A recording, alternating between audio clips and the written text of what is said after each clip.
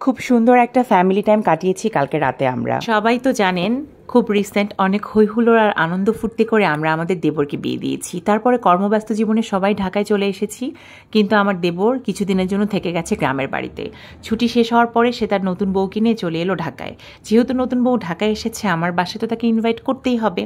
আজকে রাতে ডিনারের জন্য দাওয়াত দিয়ে দিলাম। এই যে আমি পোলাওটা বাটার আর জাফরন দিয়ে একটু অন্য স্টাইলে করেছি, খুবই মজা হয়েছে। সেই সাথে বিফ তো আছেই, বিফটা প্রায় হয়ে এসেছে, পানিটা শুকিয়ে গেলে চুলাটা আমি অফ করে দিব।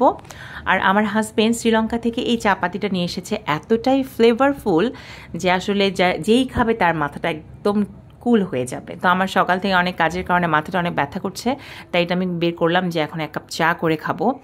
তো সেই সাথে ওরাও ফোন দিয়ে বললো প্রায় চলে এসেছে, তাই ভাবলাম ওদের জন্য চাটা আমি রেডি করে রাখি। তো এদিকে আবার রান্নাঘরে চলে এলাম। রান্নাঘরে এসে দেখি বিফটা হয়ে গেছে, তো আমি এটা বন্ধ করে জাস্ট উপর দিয়ে বাটার আর পেঁয়াজ বেরেস্তা ছিটিয়ে দিব। সেই সাথে রোস্টও রান্না করেছি। রোস্ট অলরেডি অনেকগুলো রোস্ট আমি ডাইনিং টেবিলে সার্ভ করেছি, বাকিটা ঢেকে রেখেছি যে লাগলে এখান থেকে নেওয়া যাবে, সমস্যা নেই। বুটের ডাল, ডিম, মাছ এগুলো অলরেডি আমি বেড়ে বেড়ে রেখে দিয়েছি, যাতে ওরা আসলে একটু গল্প করতে পারি, কাজ টাজ বেশি না করতে হয়। তো সেই সাথে কলিং বেলের শব্দ হয়ে গেল, সবাই চলে এসেছে। যে আমাদের নতুন বউ, আমার মেয়ে ফুল দিয়ে তার চাচিকে বরণ করে নিল। আমাদের নতুন বউ কিন্তু মাশাআল্লাহ অনেক ভালো।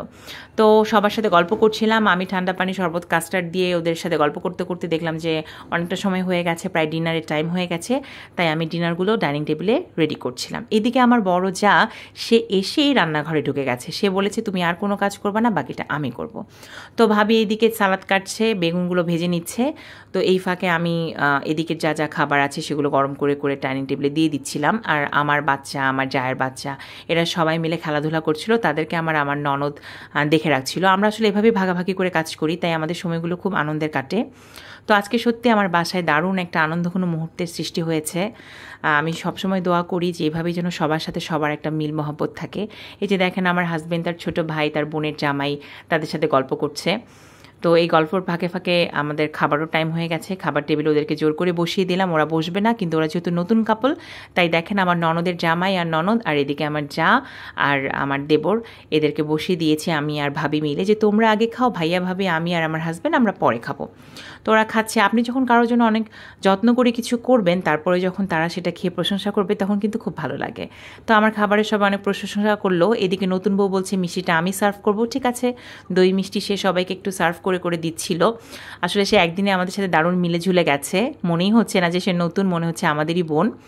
তো এর মধ্যে আমরা সবাই এসি রুমে চলে আসলাম। বাইরে একটু গরম লাগছিল, বিছানায় আমার বেডরুমে বসে সবাই তাদের ছোটোবেলার স্মৃতিচারণ করছিল, অনেক ধরনের গল্প করছিল, হাসি ঠাট্টা মজা দারুণ জমে উঠেছিল আসলে আমাদের আড্ডার আসরটা। সে সাথে ওরা অনেকগুলো মিষ্টি এনেছে, তা আমি ওখান থেকে কিছুটা মিষ্টি প্যাকেট সহই নিয়ে আসলাম, যে বসে বসে খাবো আর আড্ডা দিব, কারণ আমরাই তো প্লেটের দরকার নেই। এইদিকে আবার দেখেন বিদায়ের সময় চলে আসলো। আসলে বিদায় মুহূর্তটা খুবই কষ্টের। আমার মনেই হচ্ছিল না যে ওদেরকে আমি যেতে দেই, মনে হচ্ছিল আটকে রাখি। তো কি আর করার, সবাই চলে যাচ্ছে এক এক করে। তো আমার যা আর আমার ননদ, তারা কিছুতেই আমাকে এভাবে রেখে যাবে না, তারা সব পরিষ্কার করে দিয়েই যাবে।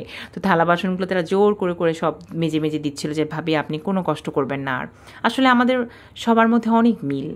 তো যাই হোক, এদিকে ওরা অনেক দই মিষ্টি নিয়ে আসছে, সেগুলো আমি আশেপাশে ভাবিদেরকে উপরে তালা, নিচতলা, দারোয়ান সবার জন্য সার্ভ করলাম, যে ওদেরকে সবাইকে দিয়ে আসি। সবাই যেহেতু জানে যে আজকে বাসায় নতুন বউ আসছে, তাই সবার জন্য এগুলো আমি বেড়ে নিচ্ছিলাম।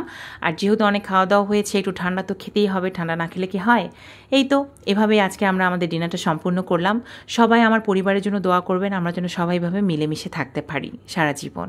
আড্ডা দেওয়ার ফাঁকে আমার বড় যাই ছবিগুলো আমাদেরকে তুলে দিয়েছেন। যেহেতু আমার ভাসুর হুজুর মানুষ, তাই ভাবি ছবি উঠাননি, কিন্তু সে আমাদের সাথে অনেক মজা করেছে। স্মৃতি হিসেবে ছবিগুলো রেখে দিলাম।